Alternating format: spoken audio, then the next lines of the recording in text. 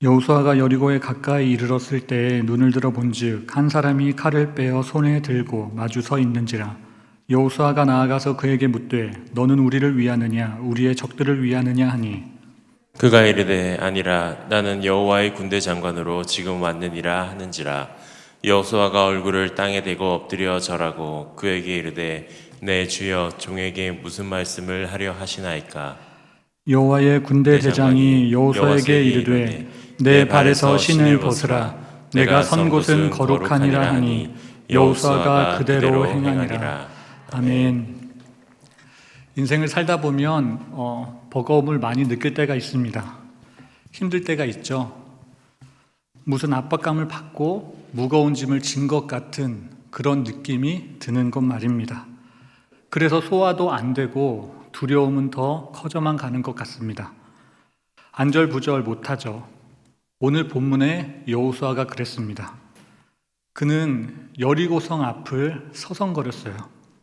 압박감이 있었고 또 생각이 복잡했던 겁니다.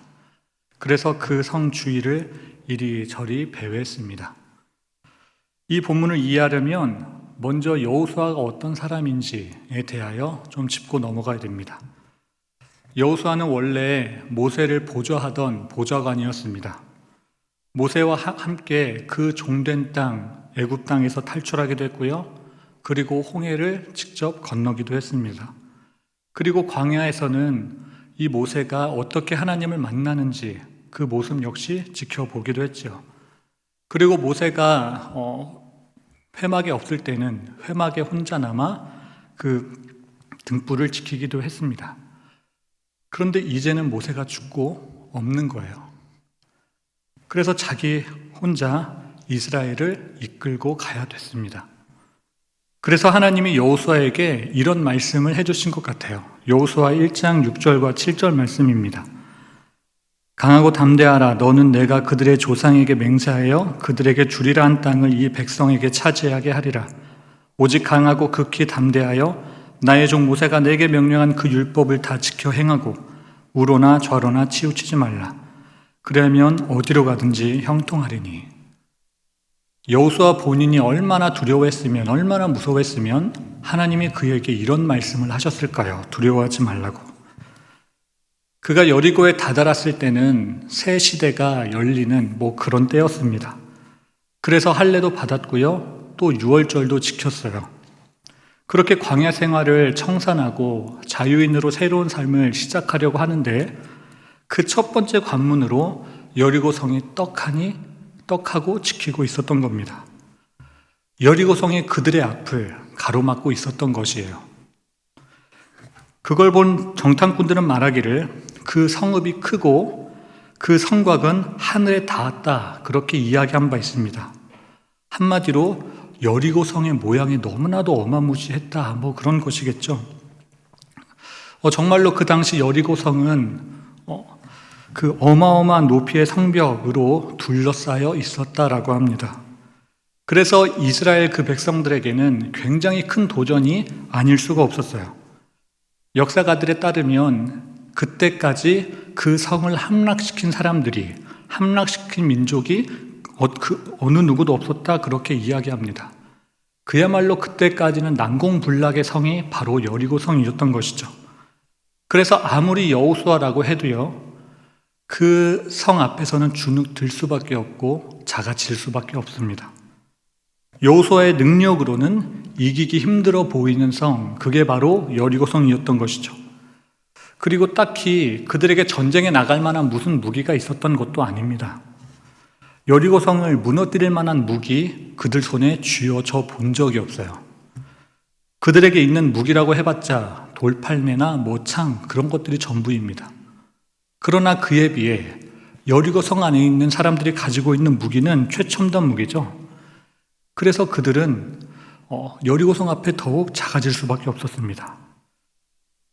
그들의 딜레마, 우리에게 가진 것은 없고, 그러나 저 거대한 여리고성은 무너뜨려야 되고, 요단강을 이미 건너왔기 때문에 그들은 다른 곳으로 돌아갈 곳도 없었습니다. 이 여호수아의 심정이 조금 이해가 가시나요? 우리에게는요, 다 각자 나름대로의 어려움이 있습니다. 깨어진 관계를 회복해야 되고, 또 무너진 사업을 일으켜야 되는 그런 어려움들이 있죠. 바로 이런 상황 속에, 바로 이런 어려움 속에 여호수아가 한 사람을 마주치게 됩니다.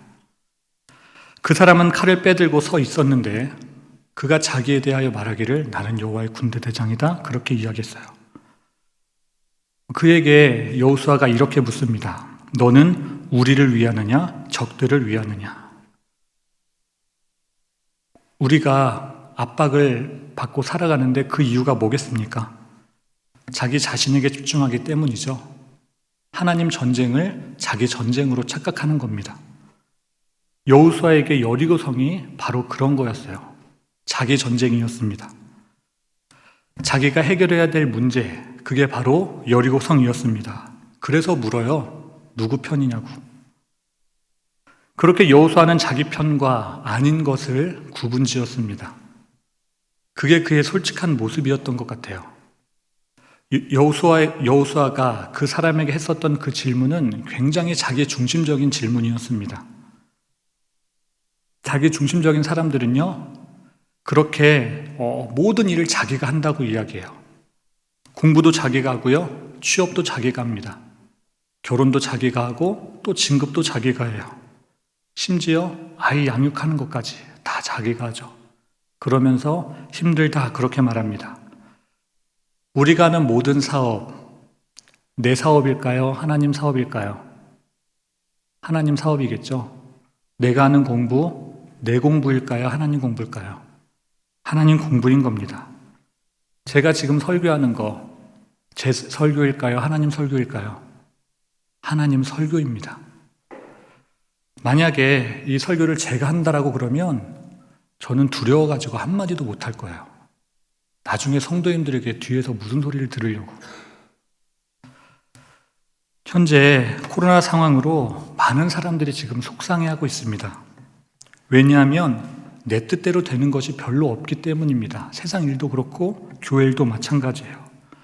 그런데 반대로 생각해보면 다 내 뜻대로 돼야 되는가라고 하는 의문이 드는 것이죠. 내가 하나님이라는 건가? 뭐 그런 것 아니겠습니까? 지금 싸우고 있는 이 싸움, 내 싸움일까요? 하나님 싸움일까요? 하나님 싸움인 겁니다. 하나님이 직접 싸우시는 싸움인 거예요.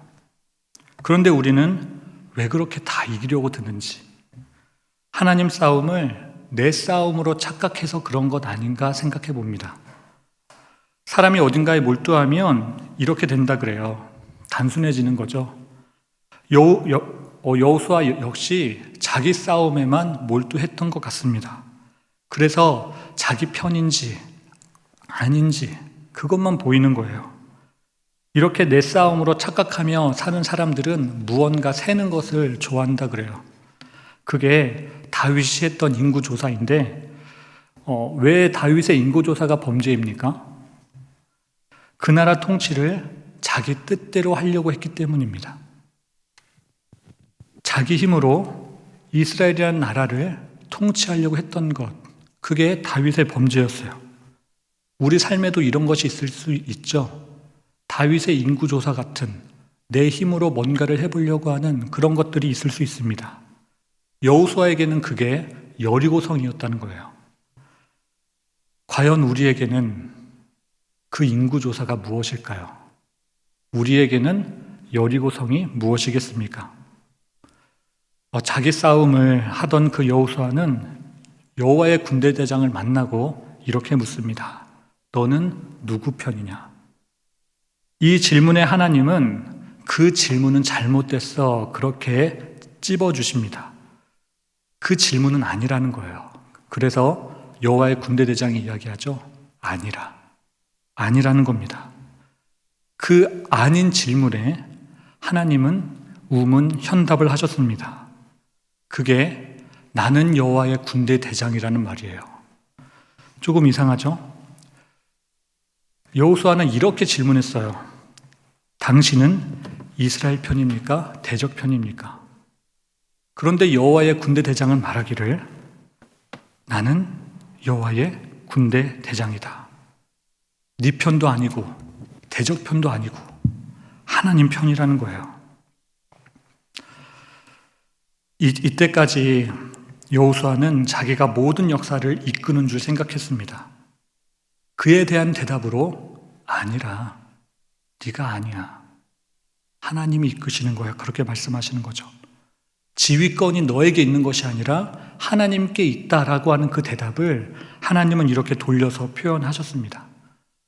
우리는 현재 어떠한 기도 제목을 가지고 하나님 앞에 기도하며 살아갈까요?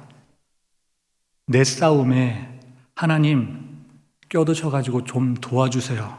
그렇게 기도하고 있지는 않습니까? 우리가 만약에 그렇게 기도한다라고 하면요, 우리는 하나님 보고 내 조수되달라는 말, 그것밖에 되지 않습니다. 하나님 보고 내 심부름꾼 되어달라는 말, 그것밖에 되는 게 아니에요. 우리가 싸우는 싸움들은 내 싸움이 아니라 하나님 싸움이라고 하는 그 사실을 명심하셔야 됩니다. 우리는 그저 그 하나님이 싸우시는 그 싸움에 동참하는 거예요. 우리는 너무나도 연약하기 때문에 그 싸움에 포기하기도 쉽고 또 도망치기도 쉽고 낙심하기도 합니다. 그런데 정말 기억해야 될 건 이건 내 싸움이 아니라 하나님 싸움이라는 것이죠. 그래서 승리가 무조건 보장된 싸움, 그게 하나님 싸움입니다. 하나님 옆에 붙어 있기만 하면 저절로 이기는 거, 그게 하나님 싸움이죠. 그래서 어떻게 해서든지 무슨 일이 있어도 하나님 옆에 꼽살이 껴있어라 라고 하는 거예요. 어떻게 해서든지 비집고 들어가서 하나님이 승리하는 그 싸움에 참관하라는 것이죠. 하나님의 싸움, 부담스러운 싸움일까요? 부담스럽지 않은 싸움일까요? 조금도 부담 느끼실 필요가 없는 그런 싸움입니다. 왜냐하면 하나님이 직접 다 싸워주시기 때문에. 요한복음 1장 16절에는 이런 말씀이 나옵니다. 너희가 환난을 당하나 담대하라. 내가 세상을 이기었노라. 하나님이 세상을 이겼다. 그렇게 이야기하죠. 이 대화를 통해 하나님은 자기 싸움을 하고 있던 여호수아를 깨닫게 해주셨습니다. 그때 비로소 그는 자기가 누구 편에 서야 되는지를 깨닫게 되었어요. 아, 내가 하나님 편에 서야 되는구나. 미국에서 남북전쟁이 한창일 때 링컨의 참모가 그에게 이렇게 물었다고 합니다. 하나님 믿는 자가 우리 북군에도 있고 저 남군에도 있는데 하나님은 우리 편일까요? 저 남군 편일까요? 그 말을 듣고 링컨이 이렇게 대답했다 그래요. 여보게, 하나님이 누구 편인지 묻지 말고 우리가 하나님 편인지를 물어야 한다네. 이게 무슨 말이냐면 하나님이 우리 편이면 이긴다는 거예요. 내가 하나님 편이 되면 이긴다는 겁니다. 여러분은 누구 편입니까? 교회에서 영아부 편인가요? 청년부 편인가요? 장로님 편인가요? 권사님 편인가요? 집에서는 아내 편인가요? 남편 편인가요? 그리고 부모님 편인가요? 자식 편인가요? 사회에서는 지금 젠더 갈등이 심한데 남자 편입니까? 여자 편입니까? 그리고 야당 편입니까? 여당 편입니까?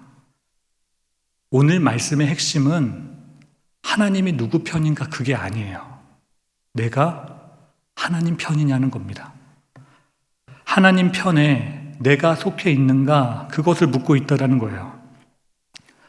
우리가 걱정해야 될 건 하나님이 누구 편인지 그게 아니에요. 내가 하나님 편인지 그거를 걱정해야 됩니다. 왜냐하면 하나님의 편자는 우리가 하나님 편에 서면 하나님이 우리 편에 서시기 때문입니다. 그런 점에서 우리 기도의 내용이 바뀌어야 된다. 그렇게 이야기하는 거예요. 하나님, 제가 지금 하나님 편입니까? 하나님, 우리 교회가 지금 하나님 편입니까? 만약에 그렇지 않다라고 한다면 하나님 편되게 도와주세요. 하나님 편에서 승리하기 원합니다. 요한복음 15장 7절은 이렇게 이야기합니다. 너희가 내 안에 거하고 내 말이 너희 안에 거하면 무엇이든지 원하는 대로 구하라. 그리하면 이루리라. 하나님 안에 거하는 자에게 주시는 예수님의 약속입니다. 위대한 종교개혁자 마틴 루터에게 불면증이 있었다라고 합니다. 종교개혁이 너무나도 힘들어가지고 잠을 잘 못 잤다라고 그래요. 그러던 어느 날 한 본문을 읽게 됩니다. 그게 역대하 26장 15절 말씀이에요. 너희는 이 큰 무리로 말미암아 두려워하거나 놀라지 말라. 이 전쟁은 너희에게 속한 것이 아니요 하나님께 속한 것이니라. 이 말씀을 읽고 루터가 어떻게 했을까요? 그냥 바로 잠을 자버렸대요. 불면증이 치유가 된 겁니다. 우리는 지금 숙면하고 있을까요? 아니면 밤마다 잠을 설치고 있을까요? 만약에 잠을 설친다라고 한다면 그 이유가 뭐겠습니까? 여전히 내 싸움을 싸우고 있는 것, 그것 때문 아니겠습니까? 그래서 그렇게 밤마다 잠을 못 자고 눈물로 밤을 새는 건 아니겠습니까? 사도행전 12장에 보면요, 베드로가 감옥에 갇히는 걸 보게 돼요. 그런데 놀라운 건 그가 감옥에서 잘 잤대요. 이게 말이 됩니까? 지금 두 손에 쇠사슬을 차고 있는데 잠을 잘 자는 거예요. 어떻게 잘 잘 수 있죠? 그 비결이 뭐겠습니까? 마음이 평온했던 거죠. 정말로 마음이 평온했던 겁니다. 그러면 왜 그는 마음이 평온했을까요? 자기 전쟁이 아니라 하나님 전쟁을 하고 있었기 때문입니다. 그래서 평온한 거예요. 시편 4편 8절에 보면 내가 평안히 눕고 자기도 하리니 나를 안전히 살게 하시는 이가 여호와다, 그렇게 이야기했어요. 그래서 다윗이 자고 깨는 것, 그것을 아주 평온한 상태에서 반복할 수 있었던 겁니다. 내 힘으로 어쩔 수 없는 거면요, 그냥 하나님께 맡기고 주무셔야 돼요. 밤잘 설칠 일이 아니라 그냥 기도하고 주무시는 겁니다. 저는 어제 정말 굉장히 골치 아픈 일을 겪었어요. 너무 예상치 못한 일이어가지고 막 가슴이 무너지더라고요. 막 화가 나는데 하루 종일 너무나도 괴로웠습니다. 그래서 너무 괴로운 마음에 그냥 기도하고 자버렸어요. 그랬더니 잠이 자지더라고요. 기도하고 자니까 하나님 안에서 숙면하게 되었습니다. 내 힘으로 할 수 없는 그런 여리고성 같은 문제를 직면하면요, 그냥 이렇게 하는 거예요. 기도하고 자는 겁니다. 제가 그럴 수밖에 없었던 이유가 무엇인가 생각해 보니 정말 제 삶의 미드리가 하나님밖에 없었습니다. 그래서 하나님한테 매달렸어요. 내 모든 흥망성쇠가 오직 그분에게만 달려있기 때문이죠. 그랬더니 잠을 잘 때쯤 되니까 조금 마음의 그 우라가 잠잠해지더라고요. 마음 한편에서 든든함이 생겼습니다. 왜냐하면 하나님이 나를 배신하지 않을 것을 알기 때문이죠. 배신하나 그렇게 순간순간 생각이 들기는 하지만 정말 제 인생 가운데 하나님이 나를 배신한 적은 단 한 번도 없었습니다. 이렇게 생각해 보니 얼마나 마음의 위안이 되었는지 몰라요. 그래서 어디 내 이 어려운 문제를 해결해 줄 다른 사람 없나 그렇게 전화기 붙들고 있는 그 시간보다 하나님하고 보내는 그 기도 시간을 보내길 참 잘했다, 그런 생각이 들었습니다. 그래서 우리의 그 질문을 바꾸자는 거예요. 하나님이 내 편인가 그거를 묻지 말고 내가 하나님 편인가 그걸 묻자는 겁니다. 누가 하나님 편일까요? 누가 충신이고 간신이겠습니까? 드라마 보면 단번에 알죠? 누가 충신이고 간신인지. 충신은 충신처럼 생겼고요, 간신은 간신처럼 생겼습니다. 그런데 우리가 살아가는 진짜 현실은 그렇지 않다라는 거예요. 여러분이 보기에 저는 간신처럼 생겼습니까? 충신처럼 생겼습니까? 이렇게 물으면 여기 있는 몇몇 애들은 간신처럼 생겼다 뭐 그렇게 이야기할지 모르겠지만 사실 그렇게 쉽게 이야기할 수 있는 그런 문제가 아니죠. 왜냐하면 누가 간신이고 충신인지를 그 외모로 판단하는 건 굉장히 어려운 일이기 때문입니다. 저도 누가 간신이고 누가 충신인지 잘 몰라요. 왜냐하면 알아보기 쉬운 일이 아니기 때문입니다. 그러나 어느 정도 알아볼 수 있는 기준은 있는 것 같습니다. 그걸 알아보려면 먼저 저 사람이 나라를 위하는 사람인지 자기의 자신을 위하는 사람인지 보면 어느 정도는 알 수 있습니다. 만약에 저 사람이 어떤 결정을 내릴 때 나라를 위한 결정을 내렸으면 그는 충신일 거고요. 자기 이익을 위한 결정을 내렸으면 그는 간신일 거예요. 그런 점에서 친일파는 간신이다, 그렇게 이야기하는 겁니다. 왜냐하면 친일파는 일생을 자기 자신을 위해 살았기 때문이죠. 그들은 일본을 위해 산 게 아닙니다. 자기 자신을 위해 산 거예요. 일본이 자기 인생에 도움이 되지 않으면요, 그냥 일본 내다 버렸습니다. 광복이 되었을 때 보면 알죠? 그들 역시 대한독립 만세, 그 성호를 외치면서 조선을 위하여, 대한민국을 위하여 살아갔던 사람들입니다. 그렇게 그들은 자기 이익에 따라 애국자가 되기도 하고 또 친일파가 되기도 했습니다. 우리 교회 안에도 이런 친일파가 있는지 모릅니다. 그래서 두 눈 크게 뜨고 한번 찾아보자는 거예요. 양옆에 한번 볼까요? 친일파가 있는지 없는지. 우리는 정말 두 눈 크게 뜨고 봐야 됩니다. 그렇다고 외모를 보라는 말이 아니고요. 그 사람의 중심을 보라는 말이에요. 그런 사람은 예수 믿는 척 하면서 자기 이익하고 맞지 않으면 그들은 언제나 배교하고 맙니다. 교회 안에서 일어나는 그런 분쟁들을 보면요, 모두 다 교회를 위해 싸우는 것 같아요. 모두 다 교회 편인 것 같고 모두 다 하나님 편인 것 같습니다. 그런데 실제 그들의 속내는 그렇지 않다라는 것이죠.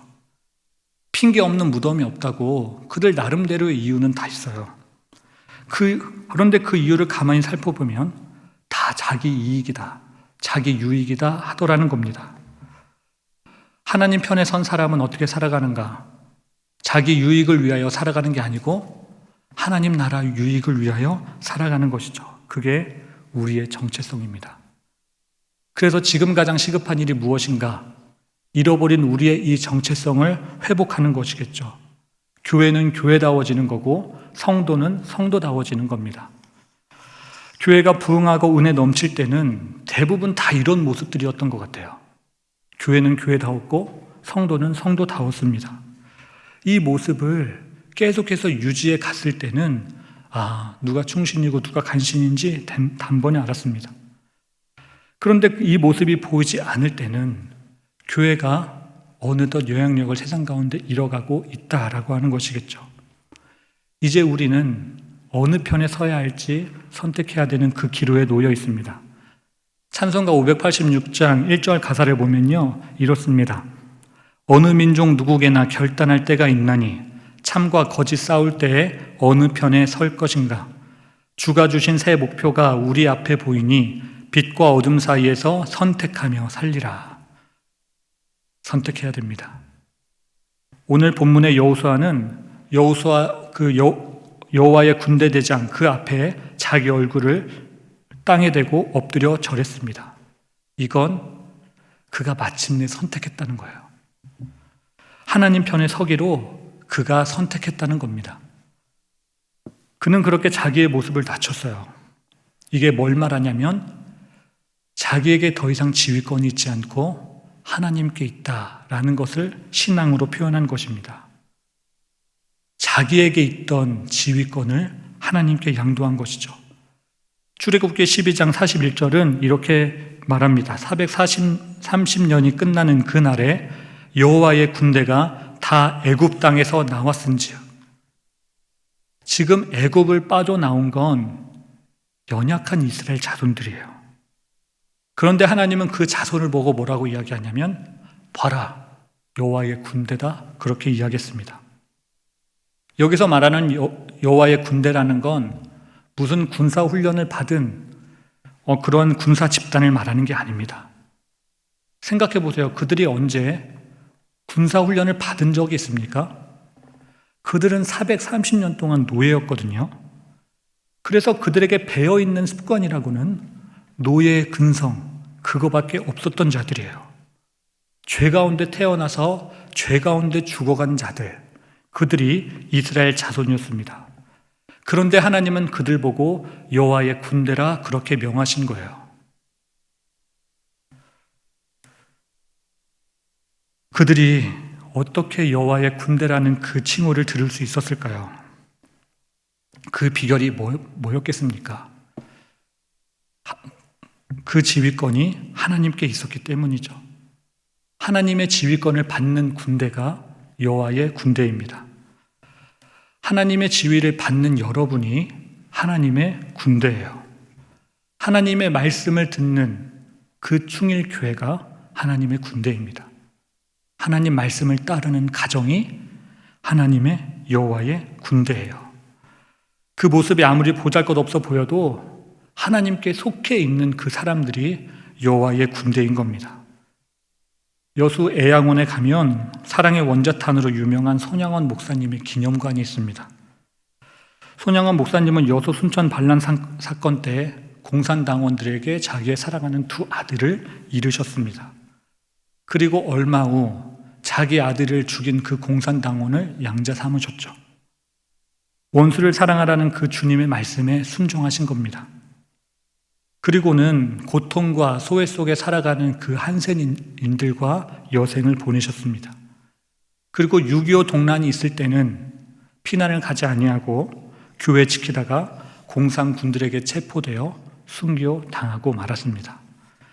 그 손양원 목사님이 살아 생전에 남기신 9가지 감사 제목이 있는데요. 그건 두 아들의 장례식에서 고백한 내용이에요. 그 내용을 보면 이렇습니다. 첫째, 나 같은 죄인의 혈통에서 순교의 자식들을 나게 하시니 감사합니다. 둘째, 허다한 많은 성도 중에서 어찌 이런 보배를 내게 맡겨주셨는지 감사합니다. 삼남 삼녀 중에서도 가장 아름다운 두 아들 장자와 차자를 바치게 하시니 감사합니다. 한 아들의 순교도 귀하다거늘 두 아들의 순교에 감사합니다. 예수 믿다가 누워 죽는 것도 복이라 하거늘 전도하다 총살 순교 당하게 하시니 감사합니다. 미국 가려고 준비한 아들을 미국보다 더 좋은 천국에 가게 하시니 내 마음 안심되어 감사합니다. 나의 사랑하는 두 아들을 총살한 원수를 회개시켜 내 아들 삼고자 하는 사랑하는 마음 주시니 감사합니다. 내 두 아들의 순교의 열매로 말미암아 무수한 천국의 아들들이 생길 것을 믿으니 감사합니다. 끝으로 아홉째, 이 같은 역경 속에서도 8가지 진리와 하나님의 사랑을 찾는 기쁜 마음 그리고 여유 있는 믿음을 주시니 감사드립니다. 우리가 지금은 이 고백을 눈으로 쉽게 읽고 있지만 사실 이 고백은 그렇게 읽어서는 안 되는 그런 고백이겠죠. 손양원 목사님은 정말 가슴 아프게 사랑하는 두 아들을 잃으셨습니다. 그리고 그 아들을 죽인 그 원수를 양자 삼으셨어요. 어떻게 이런 일이 있을 수 있을까요? 우리는 내 가족을 돌보는 것과 내 일신을 챙기는 게 전부인데 손양원 목사님은 어떻게 이렇게 결단하고 살아갈 수 있었겠습니까? 손양원 목사님은 죽은 아들의 편이 아니었을까요? 자기 아들을 죽인 공산당의 편이었겠습니까? 손양원 목사님은 아픈 한센인들, 그들의 편이었을까요? 아니면 건강한 성도들 편이었을까요? 저는 그 어디에도 손양원 목사님이 들어가 있지 않다라고 생각합니다. 손양원 목사님은요, 하나님 편에 서 있던 신앙인이에요. 그래서 하나님 편에 선 대로 결정하고 따랐던 겁니다. 저는 우리 모두가 그러한 인생을 살아가야 된다고 믿습니다. 하나님 편에 선 그 신앙인은 자기 신을 벗어야 됩니다. 손양원 목사님도 벗었고요, 여호수아도 벗었습니다. 여호수아가 하나님 편에 설 때 여호와의 군대 대장은 이렇게 말하죠. 네 발에서 신을 벗으라. 네가 선 곳은 거룩하니라. 여기서 신은 우리가 살아왔던 그 이력을 말합니다. 요즘은 스펙을 강조하는 시대니까 뭐 스펙이라 그렇게 표현할 수도 있을 겁니다. 나는 이렇게 살았고 또 무엇을 했으며 어떤 수익을 냈는지 뭐 그런 걸 자랑하는 거. 그런데 여호와의 군대 대장은 그걸 내려놓으라는 거예요. 하나님 편이 되기로 선택했으면 그 이력이라는 신을, 그 스펙이라는 신을 내려놓으라는 겁니다. 그와 관련해 예레미야는 이렇게 이야기합니다. 예레미야 9장 23절인데요. 지혜로운 자는 그의 지혜를 자랑하지 말고 용사는 그의 용맹을 자랑하지 말라. 부자는 그의 부함을 자랑하지 말라. 뭐가 됐든지 자랑하지 말래요. 우리는 오늘 찬양을 통해 이렇게 고백한 바 있습니다. 내가 주인 삼은 모든 것 내려놓고 내 주 되신 주 앞에 나가 내가 사랑했던 모든 것 내려놓고 주님만 사랑해. 이것이 과연 우리 영혼 깊은 곳에 있는 그 고백이었다라고 할 수 있겠습니까? 하나님은 새로운 시작을 앞둔 그 여호수아에게 모든 것을 내려놓으라 그렇게 명하셨습니다. 하나님의 지위를 받는 백성이라고 한다면, 하나님의 지위를 받는 여호와의 군대라고 한다면 자기 스펙을 내려놓으셔야 됩니다. 이력이라는 신을 벗어 던지셔야 돼요. 하나님 전쟁에서 가장 중요한 게 뭐냐? 자기의 욕망과 그 욕심을 벗어 던지는 겁니다. 지휘권이 하나님께 있다는 것을 고백하고 하나님이 주인 되시는 것, 그것을 찬양하는 것, 그것이 우리의 몫입니다. 나의 능력과 지혜, 그리고 수단과 방법으로 뭔가를 하려고 하는 건 하나님의 편에 선 게 아니에요. 하나님의 역사는 그렇게 일어나지 않습니다. 내 야망과 욕심을 내려놓은 후에 그 소원을 이루시고 문제를 하나님이 해결해 나가시는 겁니다. 지금 내 문제와 소원이 해결되는 것보다 중요한 것은 우리 신앙이 이렇게 바르게 세워져 가는 것입니다.